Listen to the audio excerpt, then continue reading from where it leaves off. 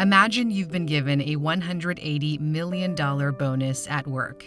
Would you call it a career and retire in paradise? Or would you dare to bet it all away on a new venture to try to change the world?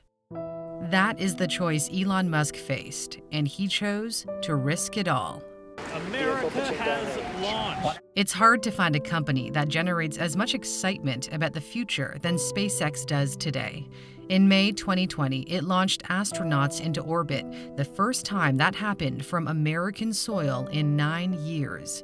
Yet in the not-so-distant past, SpaceX nearly went bankrupt. At the same time Tesla was struggling to survive. I talked about that in my last video. Elon had to try to save two companies at the same time. This is the story of how SpaceX nearly failed. When the company Elon co-founded, X.com merged with a rival to become PayPal, which was then acquired by eBay in 2002, Elon walked away with $180 million. He poured all of his winnings into new companies because he wanted to work on the problems that he thought would most affect the future of humanity. He put $70 million into Tesla, $10 million into Solar City, and $100 million into SpaceX. He had to borrow money for rent. Elon went to Russia to figure out how much a rocket launch would cost. He planned on buying a refurbished intercontinental ballistic missile like one of these. He had a bizarre plan to send a greenhouse to Mars so plants could grow on the red planet. The idea was to interest people in space and hopefully increase NASA's budget. He wanted to purchase a rocket for $4 million, but the lowest price the Russians gave him was $8 million. The sale didn't go through. He realized on the flight home that the cost of building a rocket was only 3% of the sales price. So if he could make the rockets himself, it would drastically bring down the cost. And that is how SpaceX began, by building its own rockets. Well, actually, SpaceX began with a carpet and a mariachi band, but ended up building a dream. In many ways, this dream was insane. Elon didn't have any experience in the rocket business. He had never built anything like that before and had to read books about it to learn more. He knew it was going to be tough and thought SpaceX would fail. But he once said in an interview that when something is important enough, you do it even when the odds are not in your favor. And he thought this was important enough. He believed reducing the cost of spaceflight was essential to the survival of humanity in case there's a cataclysmic event that wipes out life on Earth. His vision is for humans to live on other planets, including Mars. If we are able to increase the rate of innovation, then life can become multiplanetary. This is the goal we should strive for. He went about recruiting some of the brightest engineers in America for his new company. We're looking for great people of all kinds to join the company, so if you're interested, please send us a resume. They worked non-stop and designed almost every part of the rocket. The first rocket they built was the Falcon 1. Elon had an ambitious timeline of launching the rocket in November 2003, just 18 months after he founded SpaceX. That didn't happen. Falcon 1's first attempt to launch would not be until March 2006. It was a failure. It only spent 41 seconds in the air before crashing down violently because of a fuel leak. We have liftoff. The following year, in March 2007, the second launch attempt went better, and everyone thought that they had made it. Stages are separated. Stage separation happens when the lower portion of the rocket, called the first stage, or booster, separates from the rest of the rocket once the propellant, which is what feeds the engine, is used up. But things didn't go as planned. The rocket started to wiggle, and the vibrations caused the fuel to slosh around. The slosh created an opening in the engine. When the engine sucked in air, the rocket flamed out.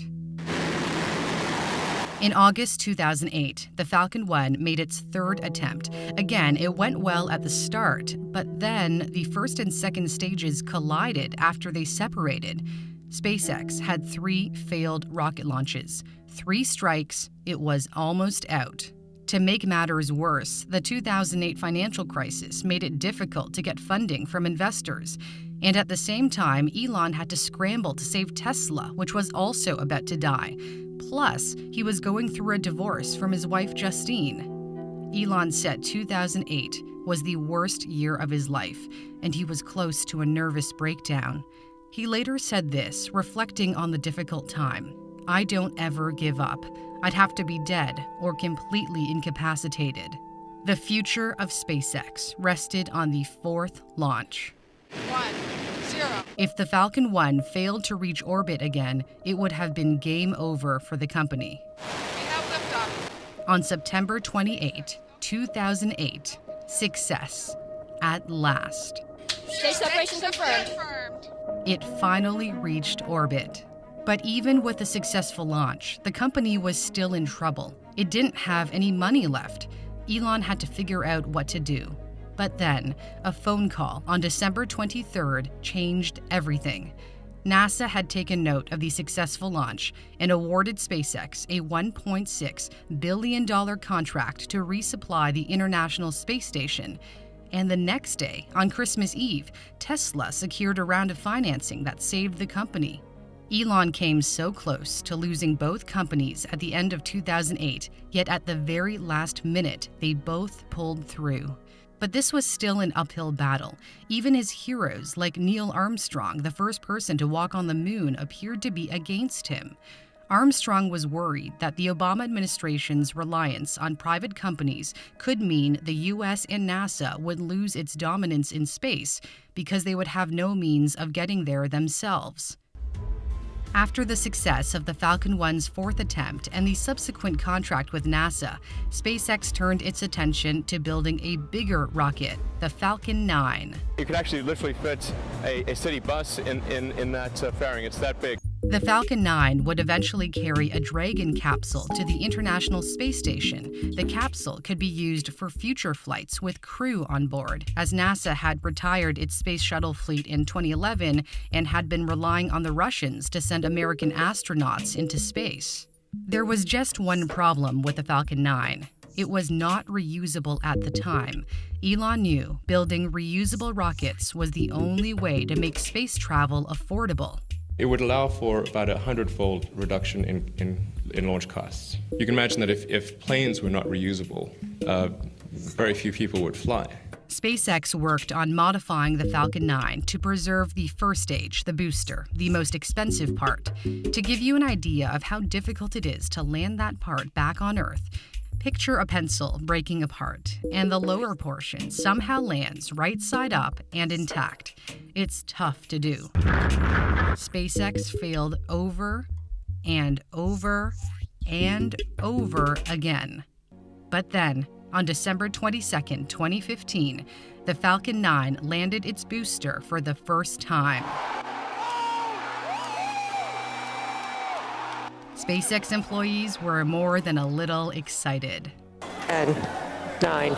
And then, in 2018, SpaceX built a more powerful rocket, 3, 2. the Falcon Heavy, which is made up of 3 Falcon 9s.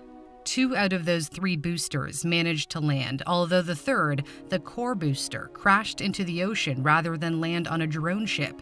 But the mission was a success because the Falcon Heavy launched a Tesla Roadster carrying a dummy astronaut into orbit.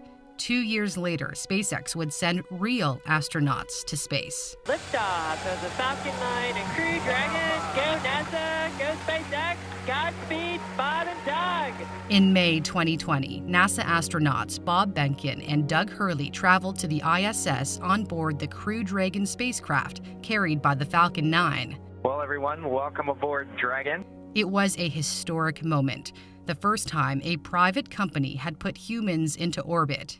This is a dream come true, I think, for me and everyone at SpaceX. This is not something that I ever thought would actually happen. And now, SpaceX is looking ahead to even more ambitious plans. It's setting its sights on developing a fully reusable rocket called Starship to carry people to the moon, Mars, and back. According to the company, a round-trip ticket to Mars could cost between $100,000 to $500,000. The idea is that it would be possible for people in developed countries to sell their home and move to the red planet if they want to. But all of these plans nearly never happen because SpaceX nearly died. If it weren't for the success of that fourth launch attempt in 2008, SpaceX would have run out of money and shut down. Death was all but guaranteed, but it managed to stay alive by the skin of its teeth, and Tesla did the same. If there's any lesson to take away, it's to never, ever give up. I hope you enjoyed what you saw. If you did, give us a like and don't forget to subscribe to my new channel and also hit the notification bell so you'll know when I upload a new video. I hope to do a lot more stories on topics that I find super interesting, and if you have a story idea, feel free to comment below as well. See you soon.